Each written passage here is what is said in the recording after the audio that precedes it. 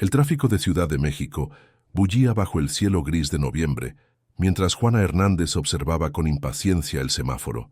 La lluvia ligera que caía sobre el parabrisas de su viejo Nissan parecía amplificar su ansiedad.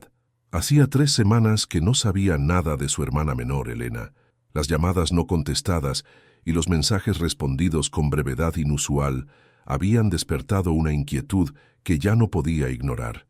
«Solo necesito verla con mis propios ojos», murmuró para sí misma, tamborileando los dedos sobre el volante mientras recordaba la última conversación con su madre. «Tu hermana ya no viene a comer los domingos. Dice que Antonio está muy ocupado con su trabajo», le había dicho doña Rosario con preocupación en la voz. «Tú, que vives más cerca de ellos, deberías pasar a verla». El semáforo cambió a verde, y Juana aceleró dirigiéndose hacia la colonia Condesa, donde Elena vivía con Antonio desde hacía 8 meses. La relación había avanzado rápidamente. Noviazgo de 6 meses, compromiso y mudanza al elegante departamento que Antonio había heredado de sus padres, un departamento que, según Elena, era perfecto, aunque Juana solo lo conocía por fotos. Mientras buscaba estacionamiento cerca del edificio Art Deco de los años 40, Juana recordaba las palabras de Elena sobre Antonio Méndez, empresario exitoso, atento, romántico, el hombre que le había prometido una vida digna de telenovela. Pero las últimas videollamadas mostraban a una Elena diferente. Maquillaje excesivo, sonrisa tensa, y siempre con Antonio rondando cerca, interviniendo en la conversación.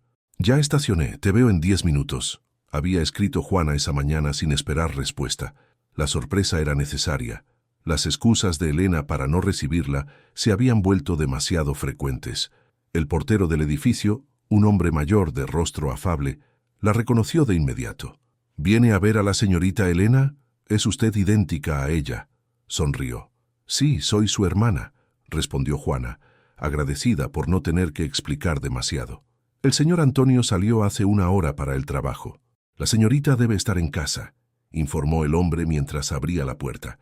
«Departamento 502». Mientras subía en el ascensor, Juana intentó calmar los latidos acelerados de su corazón. «Estoy exagerando», se dijo. «Seguramente Elena está bien, solo ocupada con su nuevo trabajo en la galería de arte». El pasillo del 5º piso olía a limpio, con una mezcla de aromatizante y cera para pisos. Juana se detuvo frente a la puerta 502, respiró hondo y tocó el timbre. Los segundos pasaron sin respuesta. Volvió a tocar, esta vez con más insistencia. Finalmente escuchó movimiento dentro del departamento. «¿Quién es?», preguntó una voz que apenas reconoció como la de su hermana. «Soy yo, Juana. Abre, por favor». Hubo un largo silencio, antes de que se escucharan varios cerrojos abriéndose. La puerta se entreabrió lo suficiente para que Juana viera parte del rostro de Elena. «Juana, no es buen momento. Debiste avisar que vendrías», susurró Elena sin abrir completamente. Fue entonces cuando Juana notó el moretón parcialmente cubierto con maquillaje en el pómulo izquierdo de su hermana. «¿Qué te pasó en la cara?», preguntó directamente, empujando suavemente la puerta. Elena retrocedió, permitiendo finalmente que Juana entrara. El departamento, elegantemente decorado, contrastaba con la imagen de Elena, vestida con una sudadera holgada en pleno día laboral, el cabello recogido descuidadamente y los ojos enrojecidos de quien ha llorado durante horas. «Me golpeé con la puerta del armario», respondió Elena evitando su mirada. «Estaba apurada y no vi que estaba abierta». Juana dejó su bolso sobre el sofá de cuero y se acercó a su hermana, tomando su rostro entre las manos para examinar mejor la contusión. No era reciente. El tono amarillento en los bordes indicaba al menos 3 o 4 días. «Elena, mírame a los ojos y dime la verdad», exigió Juana. «¿Fue Antonio quien te hizo esto?». Los ojos de Elena, tan parecidos a los suyos, se llenaron de lágrimas inmediatamente. Sus labios temblaron, pero ninguna palabra salió de ellos. No era necesario. Su silencio lo decía todo. «¿Cuánto tiempo lleva pasando esto?», preguntó Juana, sintiendo una mezcla de horror y rabia creciendo en su interior. Elena se desplomó en el sofá, como si el simple hecho de que alguien descubriera su secreto hubiera liberado un peso insoportable. «Comenzó con pequeñas cosas», murmuró finalmente. «Comentarios sobre mi ropa, sobre mis amistades. Luego fueron gritos cuando algo no le parecía bien. La primera vez que me golpeó fue hace 2 meses. Dijo que había sido culpa mía por contestarle mal frente a sus amigos. Juana se sentó junto a ella, tomando sus manos. Notó entonces las marcas de dedos en las muñecas de Elena, signos claros de que alguien la había sujetado con fuerza. ¿Por qué no dijiste nada? Podríamos haberte ayudado, podríamos... ¿Ayudarme cómo?, interrumpió Elena con amargura. ¿Volver a casa de mamá? ¿Empezar de cero? Antonio me ha convencido de que nadie me creería. Dice que su familia tiene contactos, que todos pensarían que exagero. La conversación fue interrumpida por el sonido del teléfono de Elena. La pantalla mostraba el nombre de Antonio. «Debo contestar», dijo Elena con evidente temor. «Siempre llama a esta hora para asegurarse de que estoy en casa». Juana observó cómo su hermana se transformaba en cuestión de segundos. Enderezó su postura, secó sus lágrimas y forzó una sonrisa antes de contestar. «Hola, mi amor», dijo Elena con una voz artificialmente alegre. «Sí, estoy en casa». «No, no he salido. Estaba limpiando el baño, por eso tardé en contestar». «¿A qué hora llegarás?» «Te espero entonces. Te quiero».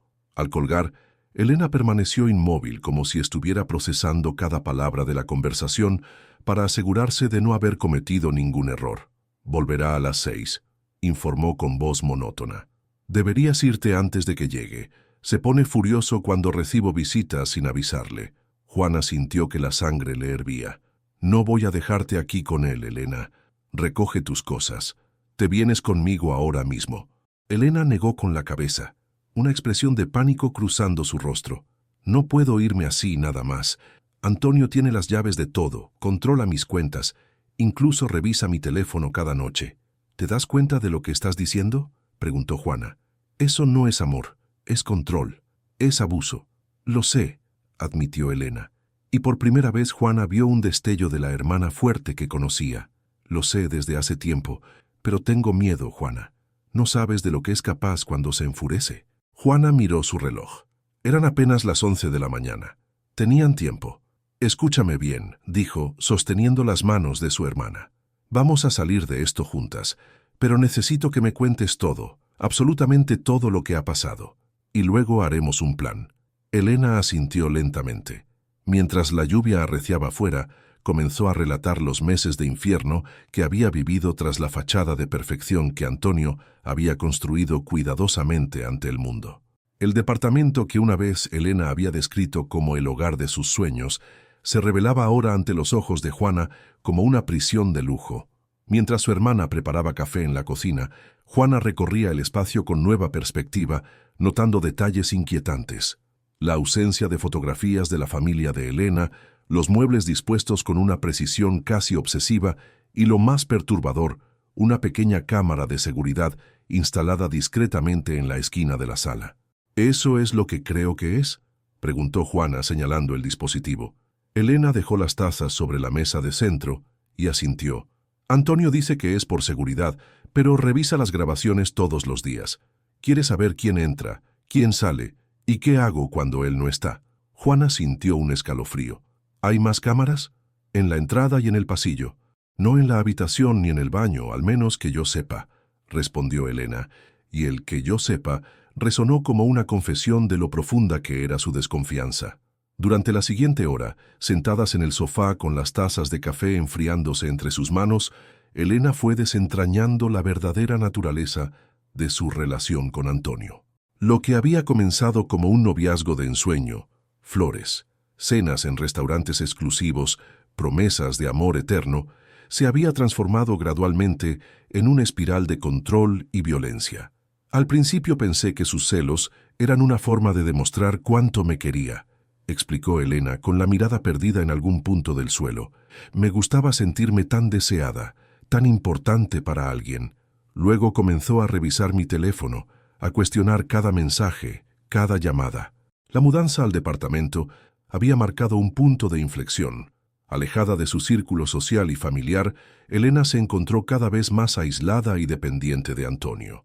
Me convenció de dejar mi trabajo en el museo, dijo que él podía mantenerme, que era humillante para él que su futura esposa trabajara por un sueldo tan bajo», continuó. «Después vino el control del dinero. Tengo que pedirle para todo, justificar cada peso que gasto. Juana escuchaba con un nudo en la garganta, imaginando a su hermana pequeña, la que siempre había sido independiente y decidida, reducida a pedir permiso para comprar lo más básico. ¿Cuándo comenzó a golpearte?, preguntó finalmente, aunque temía la respuesta. Elena se levantó la manga de la sudadera revelando un moretón amarillento en el antebrazo. La primera vez fue una bofetada. Habíamos ido a cenar con sus socios y uno de ellos me hizo un cumplido sobre mi vestido. En el auto de regreso, Antonio explotó. Dijo que yo lo había provocado, que me había vestido así a propósito. Las lágrimas corrían ahora libremente por el rostro de Elena mientras relataba cómo los episodios de violencia se habían vuelto más frecuentes e intensos. Siempre hay una justificación, que si no limpié bien, que si gasté demasiado en el supermercado, que si no contesté su llamada al primer timbre. Juana se levantó, incapaz de permanecer sentada ante las atrocidades que escuchaba. Se acercó a la ventana, observando la ciudad bajo la lluvia. La culpa la invadía. ¿Cómo no había visto las señales?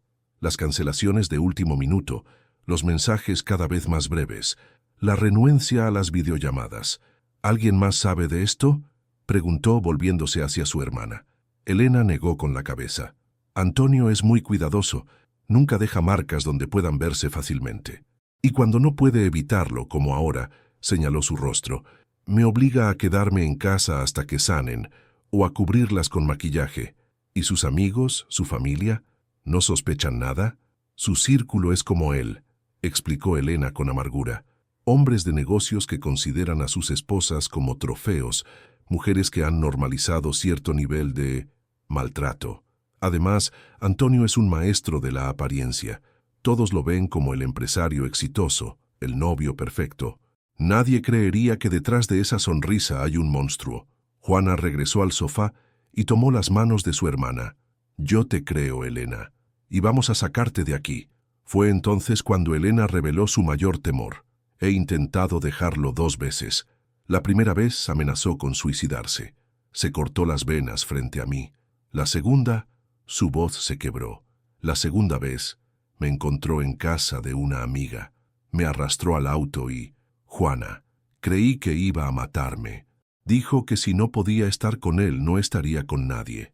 El silencio que siguió fue denso, cargado de la gravedad de la situación. Juana comprendió que no se enfrentaban solo a un hombre violento, sino a alguien potencialmente capaz de lo peor. Necesitamos pruebas, dijo finalmente. Si vamos a denunciarlo, necesitaremos evidencia. Elena señaló un cajón en el escritorio. Tengo esto. Del interior extrajo un pequeño cuaderno donde, con meticuloso detalle, había documentado cada incidente. Fechas, circunstancias, descripción de las lesiones. También había guardado fotografías en una memoria USB oculta en el forro de su almohada. Comencé a registrarlo hace un mes, explicó. No sabía si algún día tendría el valor de usarlo, pero algo dentro de mí me decía que debía dejar constancia. Juana abrazó a su hermana con fuerza, conmovida por ese acto de resistencia silenciosa. Eres más valiente de lo que crees, le susurró, y no estás sola en esto. Mientras revisaban juntas las evidencias, el teléfono de Elena volvió a sonar. Esta vez era un mensaje. Saldré antes de la oficina. Estaré en casa a las 4. Prepara algo especial para cenar. Te quiero, mi vida. El pánico se reflejó inmediatamente en el rostro de Elena.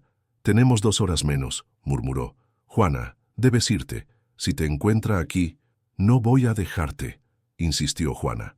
No después de lo que me has contado. Por favor, suplicó Elena. Si sospechas que algo anda mal, llamarás a la policía. Pero ahora mismo necesito que te vayas. Prometo que mañana temprano, cuando salga al trabajo, empacaré lo esencial y me iré. Te lo juro. Juana sabía que su hermana tenía razón. Un enfrentamiento directo con Antonio podría empeorar la situación. Necesitaban un plan más seguro. De acuerdo, concedió finalmente. Pero prométeme que responderás mis mensajes cada hora. Si no lo haces, volveré con la policía. Elena asintió visiblemente aliviada. Te lo prometo. Antes de marcharse, Juana copió discretamente la memoria USB de Elena y fotografió algunas páginas del cuaderno con su teléfono. No confiaba en que Antonio no descubriera las evidencias originales. En la puerta, las hermanas se abrazaron largamente, como si ambas presintieran que algo crucial estaba a punto de ocurrir. «Mañana a primera hora», recordó Juana. «Estaré esperándote en el café de la esquina, desde las 7. Allí estaré», prometió Elena. «Gracias por creerme». Mientras el ascensor descendía, Juana sentía una mezcla de determinación y terror. El rostro magullado de su hermana, sus ojos llenos de miedo, las marcas en sus brazos, imágenes que ahora estaban grabadas en su memoria. No permitiría que Elena pasara una noche más en ese infierno. Al salir del edificio, la lluvia había cesado, pero el cielo seguía gris y amenazante, como presagio de la tormenta que se avecinaba. El Café Paraíso, ubicado en la esquina de la calle Ámsterdam, era un local pequeño pero acogedor que solía llenarse de oficinistas y estudiantes cada mañana. Sin embargo, a las 7:15 de aquel martes, Juana era una de las pocas clientas. Sentada junto a la ventana que daba a la calle, vigilaba con ansiedad la entrada del edificio donde vivía Elena. Antonio debería haber salido ya para su trabajo. Elena le había confirmado por mensaje la noche anterior que él saldría a las 6:45, como cada día. Sin embargo, el reloj seguía avanzando y no había señales ni de Antonio ni de su hermana. «¿Le sirvo más café?», preguntó la mesera notando la taza vacía. Juana asintió distraídamente, sin apartar la mirada de la calle. Había pasado una noche terrible, dando vueltas en la cama, atormentada por la culpa y la preocupación. ¿Debería haber insistido más en llevarse a Elena ayer mismo?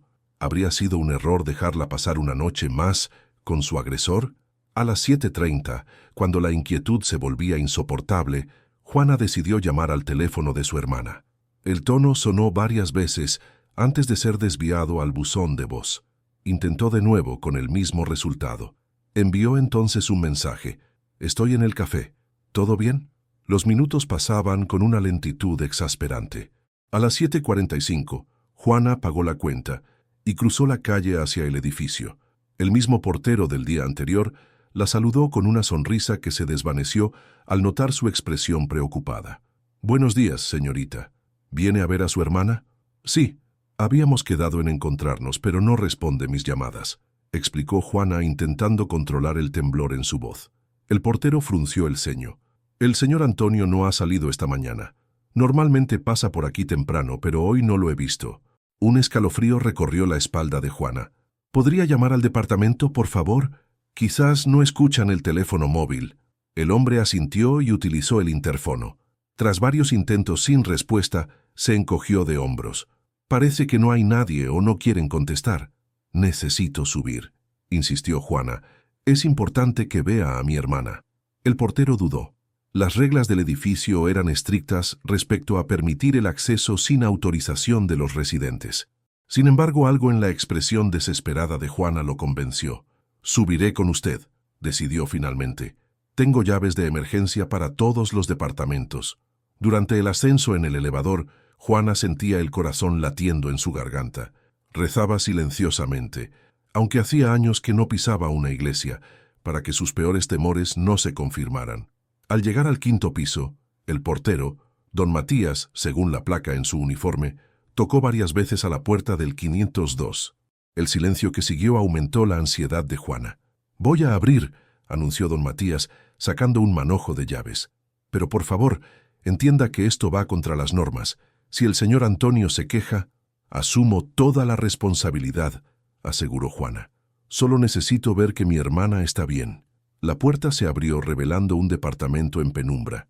Las cortinas estaban cerradas y un silencio inquietante dominaba el ambiente. «¿Elena?», llamó Juana, avanzando cautelosamente por el pasillo. «¿Estás aquí?». Don Matías permaneció en la entrada, visiblemente incómodo con la situación. «Quizás salieron temprano y no la vimos», sugirió. Pero Juana ya no lo escuchaba. Había visto algo en el suelo de la sala. Gotas oscuras que formaban un rastro hacia la habitación principal. Con el corazón desbocado, siguió el rastro hasta la puerta entreabierta del dormitorio. «¡Elena!», gritó, empujando la puerta. La imagen que encontró quedaría grabada en su memoria para siempre. Elena estaba en el suelo junto a la cama, con el rostro hinchado y ensangrentado, vestida solo con una camiseta y ropa interior. A su lado, una maleta a medio hacer sugería que había intentado empacar antes de ser descubierta. Dios mío, exclamó don Matías desde el umbral, llamaré a una ambulancia. Juana se arrodilló junto a su hermana, comprobando con alivio que respiraba, aunque su estado era crítico. Elena, estoy aquí, susurró tomando su mano. Vas a estar bien, te lo prometo. Los ojos de Elena se abrieron ligeramente, reconociendo a su hermana.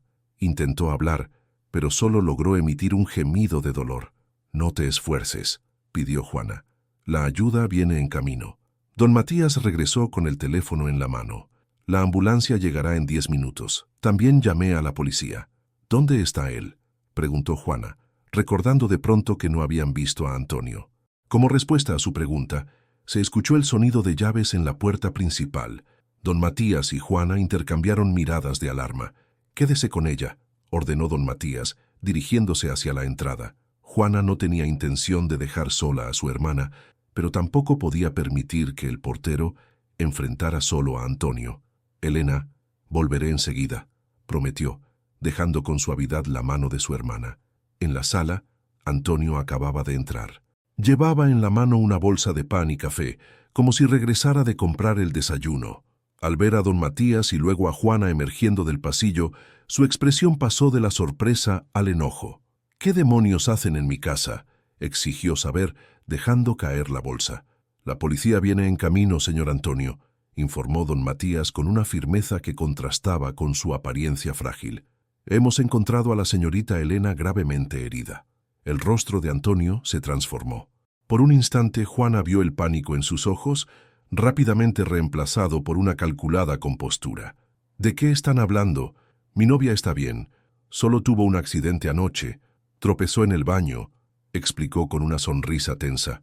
«Les agradezco su preocupación, pero esto es un asunto privado». Juana sintió que la rabia la consumía. «¿Un accidente?», espetó. «¿Llamas accidente a dejarla inconsciente en el suelo? Casi la matas». Antonio dio un paso hacia ella, pero don Matías se interpuso. «Mejor no se acerque, señor. Como le dije, la policía está en camino». La mirada que Antonio lanzó entonces heló la sangre de Juana. No era solo odio lo que vio en esos ojos, sino una frialdad calculadora que revelaba a un hombre acostumbrado a manipular situaciones a su favor. «Elena es un poco inestable», comenzó, adoptando un tono razonable. «Ha tenido episodios depresivos. A veces se lastima a sí misma cuando está alterada. Tengo documentación médica que lo demuestra». Juana comprendió con horror que Antonio había preparado un plan de contingencia, probablemente falsificando informes médicos para cubrirse en caso de ser descubierto. «Tenemos pruebas», contraatacó Juana. «Elena ha documentado todo. Fechas, fotos, descripciones detalladas de cada golpe, de cada amenaza». Por primera vez Antonio pareció genuinamente preocupado. Sus ojos se dirigieron instintivamente hacia el dormitorio, como calculando si podría llegar hasta allí y destruir las evidencias antes de que llegara la policía. Leyendo sus intenciones, don Matías se colocó estratégicamente bloqueando el pasillo. «Señor Antonio, le sugiero que permanezca aquí hasta que lleguen las autoridades». El sonido de sirenas en la distancia anunció que la ayuda estaba cerca. Antonio, acorralado, cambió de estrategia. «Juana, seamos razonables», dijo suavizando su tono. «Somos familia. Los problemas de pareja se resuelven en privado. Si Elena necesita ayuda, yo mismo la llevaré al mejor hospital. Pero involucrar a la policía solo complicará las cosas para todos». «¿Nos estás amenazando?», preguntó Juana, incrédula. Antonio sonrió, una sonrisa que no alcanzó sus ojos. «Solo digo que mi familia tiene influencias. ¿Crees que un portero y una maestra de primaria tendrán más credibilidad que yo? Piénsalo bien». Antes de que Juana pudiera responder, se escucharon voces y pasos apresurados en el pasillo exterior. Segundos después, 2 paramédicos y 3 policías entraban en el departamento. El caos organizado que siguió fue como una secuencia borrosa para Juana. Los paramédicos atendiendo a Elena, los policías tomando declaraciones, Antonio transformándose nuevamente en el novio preocupado, ofreciendo su versión de los hechos con una convicción que casi hacía dudar de la realidad. «Oficial, hay algo que deben ver», interrumpió Juana cuando Antonio terminaba su elaborada explicación sobre la supuesta condición mental de Elena. Sacó su teléfono y mostró las fotografías que había tomado del cuaderno de su hermana y las imágenes guardadas en la memoria USB. La expresión del oficial cambió al revisar las evidencias. «Señor Méndez, tendrá que acompañarnos a la comisaría para responder algunas preguntas», anunció con seriedad. Mientras los paramédicos trasladaban a Elena en una camilla, ella hizo un esfuerzo por hablar. Juana se inclinó para escucharla. «La cámara», susurró Elena con dificultad. «Grabó todo anoche». Juana se enderezó, recordando la cámara de seguridad en la sala. «Oficial», llamó, «hay grabaciones de seguridad que podrían ser importantes». Antonio, que hasta entonces mantenía una actitud colaborativa, palideció visiblemente. Había olvidado las propias herramientas de control que había instalado. Mientras los policías se llevaban a Antonio y los paramédicos preparaban a Elena para el traslado, Juana tuvo un momento a solas con su hermana en la ambulancia. «Lo logramos», le dijo sosteniendo su mano. «Ya no podrá hacerte daño». Una lágrima rodó por la mejilla magullada de Elena. No era una lágrima de dolor, sino de liberación. El silencio que había sido su cárcel durante meses finalmente se había roto. El Hospital General de la Ciudad de México bullía de actividad aquella tarde de noviembre. En la sala de espera del área de urgencias, Juana permanecía sentada, con la mirada fija en las puertas por donde habían llevado a Elena 3 horas antes. Junto a ella, doña Rosario, su madre, rezaba en silencio, pasando las cuentas de un rosario gastado por el uso. «¿Por qué no nos dijo nada?», preguntó la mujer por enésima vez, con la voz quebrada. «Podríamos haberla ayudado antes». Juana tomó la mano de su madre, buscando palabras de consuelo que no terminaban de formarse. La vergüenza, mamá, el miedo.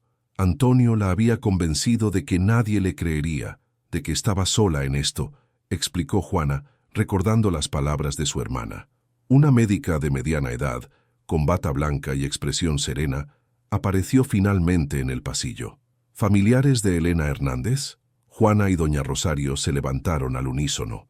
«Somos su madre y su hermana», respondió Juana sintiendo que el corazón se le aceleraba. «Elena está estable», informó la doctora. «Tiene 3 costillas fracturadas, un esguince en la muñeca izquierda, múltiples contusiones y un traumatismo facial que afortunadamente no afectó el ojo. La hemos sedado para que descanse, pero pueden pasar a verla brevemente». Doña Rosario se persignó, agradeciendo en silencio. Juana, por su parte, necesitaba saber más. «Doctora, ¿quedará alguna secuela permanente?». «Físicamente se recuperará por completo», aseguró la médica. «Las cicatrices emocionales, sin embargo, requerirán otro tipo de atención. Hemos solicitado interconsulta con el servicio de psicología. Elena necesitará apoyo profesional para procesar el trauma». Mientras seguían a la doctora por los pasillos asépticos del hospital, Juana recibió una llamada de la Fiscalía Especializada en Delitos contra la Mujer. La oficial Ramírez, quien había acudido al departamento, le informaba que Antonio Méndez había sido formalmente detenido. «Las evidencias son contundentes», explicó la oficial. «El video de seguridad capturó toda la agresión de anoche. Además, hemos encontrado otras grabaciones en su computadora que documentan incidentes previos. Parece que guardaba estos videos como algún tipo de trofeo enfermizo». Un escalofrío recorrió a Juana ante esta revelación. «¿Qué pasará ahora?», preguntó. «Se le ha imputado por lesiones graves y violencia familiar. Dada la evidencia y la gravedad de las lesiones, es probable que permanezca en prisión preventiva mientras avanza el proceso. Necesitaremos que su hermana declare cuando se recupere, pero con lo que tenemos ya hay un caso sólido». Al entrar en la habitación donde Elena descansaba, Juana sintió un nudo en la garganta. Su hermana pequeña, siempre tan vital y alegre, yacía conectada a monitores, con el rostro parcialmente cubierto por vendajes. Doña Rosario ahogó un sollozo y se acercó para acariciar suavemente el cabello de su hija. «Mi niña», susurró la mujer, «mi pobre niña». Elena abrió ligeramente los ojos al sentir el contacto. A pesar del dolor y la sedación, una débil sonrisa se dibujó en sus labios. «Mamá, Juana, vinieron». «Por supuesto que vinimos», respondió Juana colocándose al otro lado de la cama. «Y no nos iremos. Ya no estarás sola nunca más». «¿Antonio?», preguntó Elena, con un destello de miedo en su mirada. «Está detenido», le aseguró Juana. «Las cámaras grabaron todo. No podrá hacerte daño otra vez.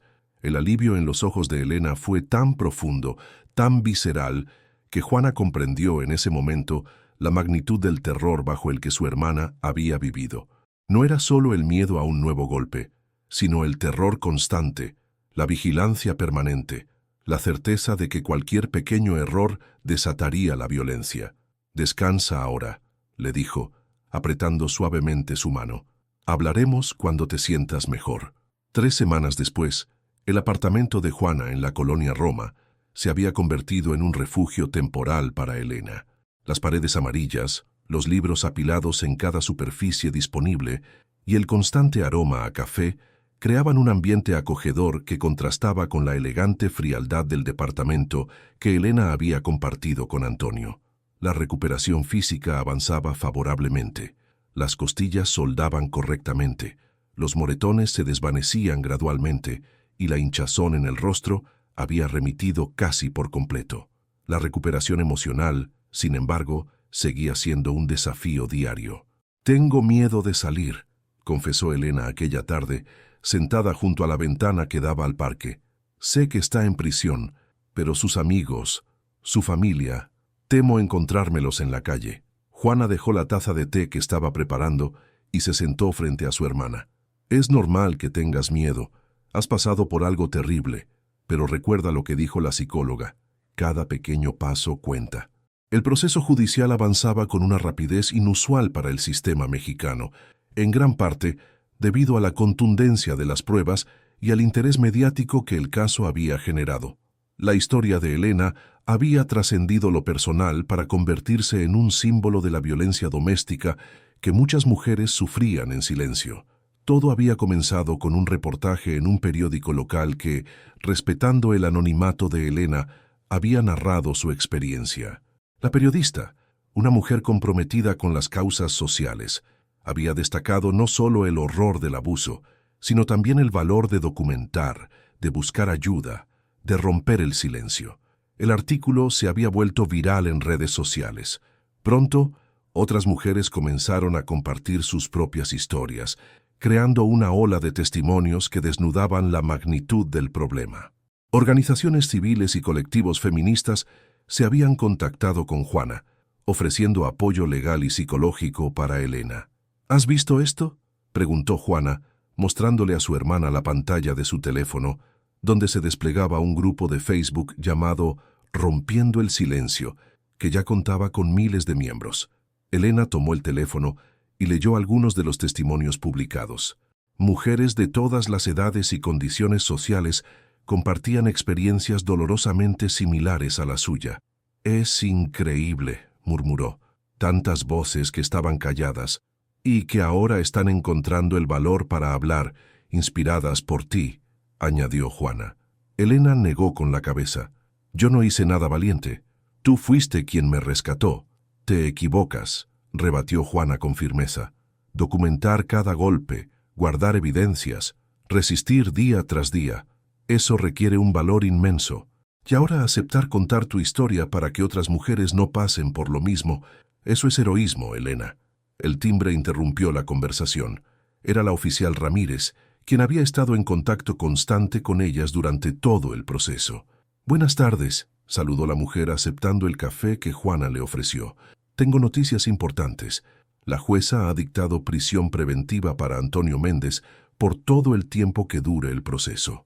Los abogados de su familia intentaron conseguir que esperara el juicio en libertad, pero las pruebas del peligro que representa fueron contundentes. Elena asintió, absorbiendo la información. «¿Cuándo tendré que declarar?», preguntó, con un temblor apenas perceptible en la voz. «La audiencia preliminar está programada para dentro de 2 semanas», respondió la oficial. «Pero hay algo más que deben saber. Desde que se hizo público el caso, 5 mujeres más se han presentado con denuncias contra Méndez, exnovias, incluso una exesposa que había permanecido en silencio por años. La revelación cayó como un balde de agua fría. Antonio no era un hombre que hubiera perdido el control una vez. Era un agresor sistemático que había perfeccionado sus métodos de abuso y control a lo largo de los años. Todas relatan patrones similares, continuó la oficial. Aislamiento, control económico vigilancia constante y, finalmente, violencia física. Tu caso, Elena, ha abierto la puerta para que estas mujeres finalmente busquen justicia. Cuando la oficial se marchó, Elena permaneció largo rato en silencio, procesando todo lo que había escuchado. Finalmente se volvió hacia su hermana. «Quiero hablar», dijo con determinación. «No solo en el juzgado. Quiero contar mi historia completa, con mi nombre y mi rostro. Si otras mujeres están dando la cara, yo también debo hacerlo». Juana la miró con preocupación. «¿Estás segura? Una vez que tu identidad sea pública...» «Estoy cansada de esconderme», interrumpió Elena. «El miedo y la vergüenza son las armas que hombres como Antonio utilizan para mantenernos en silencio. Y el silencio es su mejor cómplice». Al día siguiente, Elena concedió una entrevista a la misma periodista que había publicado la historia inicial. Con voz firme, a pesar del temblor ocasional, narró los 8 meses de infierno que había vivido. Describió cómo el control había sido tan gradual, tan sutil al principio, que apenas lo había notado. «Es como la metáfora de la rana en agua hirviendo», explicó. «Si la pones directamente en agua caliente, saltará, pero si el agua se calienta lentamente, no percibe el peligro hasta que es demasiado tarde». La entrevista, publicada en domingo, generó una ola de reacciones. Mensajes de apoyo inundaron las redes sociales, pero también hubo críticas y cuestionamientos. ¿Por qué no lo dejó antes? ¿Cómo pudo permitir que llegara tan lejos? Seguro exagera para conseguir fama. «No les hagas caso», le aconsejó Juana al ver que Elena leía algunos de esos comentarios. «Son personas que nunca han estado en una situación así, que no entienden la complejidad del abuso». «Lo sé», respondió Elena con una serenidad que sorprendió a su hermana. «Pero es importante que exista este debate, que la gente hable del tema, aunque sea desde la ignorancia, porque en esa conversación, alguien que está viviendo algo similar podría reconocer las señales y buscar ayuda antes». 6 meses después, en una sala abarrotada del Tribunal Superior de Justicia, se leía la sentencia contra Antonio Méndez. El juicio había sido exhaustivo, con testimonios desgarradores no solo de Elena, sino de otras 4 mujeres que finalmente habían decidido presentar cargos. Se declara al acusado culpable de los delitos de lesiones graves, violencia familiar continuada y amenazas, anunció la jueza. Se le condena a 8 años de prisión efectiva, sin posibilidad de beneficios penitenciarios durante los primeros 5 años. Un murmullo recorrió la sala. Elena, sentada entre Juana y su madre, sintió un alivio indescriptible. No era solo la certeza de que Antonio pagaría por lo que había hecho.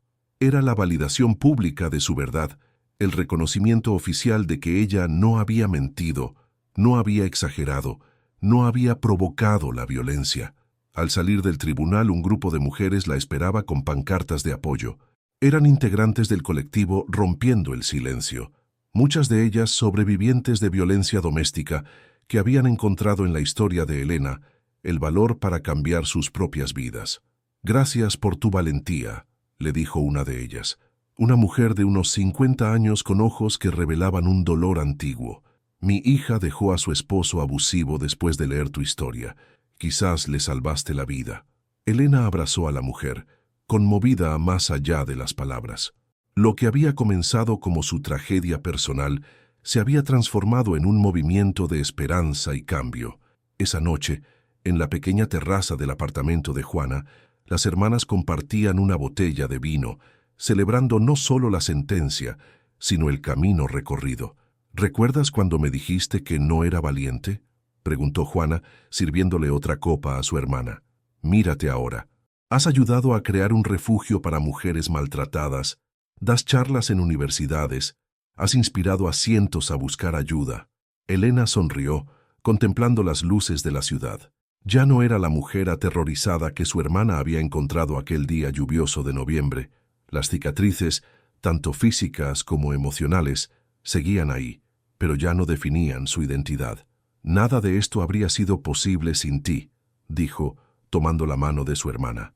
«Si no hubieras llegado sin avisar aquel día, si no hubieras visto a través de mis excusas, lo habría descubierto eventualmente», aseguró Juana. «Las mentiras tienen patas cortas», como decía la abuela. Elena asintió, recordando a la anciana sabia que las había criado en parte cuando su madre trabajaba largas jornadas. La abuela también decía que las mujeres somos como los árboles, podemos doblarnos con el viento, pero es muy difícil quebrarnos. El teléfono de Elena vibró con un mensaje. Era de la periodista que había dado visibilidad a su caso. ¿Lista para la conferencia de mañana? Habrá representantes de 4 estados interesados en replicar el modelo de atención que han desarrollado. ¿Nerviosa?, preguntó Juana al ver a su hermana responder el mensaje. Elena negó con la cabeza. Ya no, he aprendido que contar mi verdad es la mejor manera de sanar, y si esa verdad ayuda a otras mujeres a encontrar su voz, entonces todo lo que pasé tiene un propósito. Las hermanas brindaron bajo el cielo estrellado de Ciudad de México, conscientes de que su vínculo, fortalecido en la adversidad, era ahora un poderoso instrumento de cambio. La historia de Elena, que había comenzado como un susurro de vergüenza entre las paredes de un elegante departamento, resonaba ahora como un grito de libertad para muchas. Y en algún lugar de la ciudad, quizás en ese mismo momento, otra mujer encontraba el valor para decir «basta», para buscar ayuda, para romper el ciclo de violencia. Una mujer que ya no tendría que esperar a que alguien llegara sin avisar para ser rescatada, porque ahora sabía que no estaba sola, que los golpes nunca fueron culpa suya, que merecía una vida sin miedo, que siempre, siempre había una salida.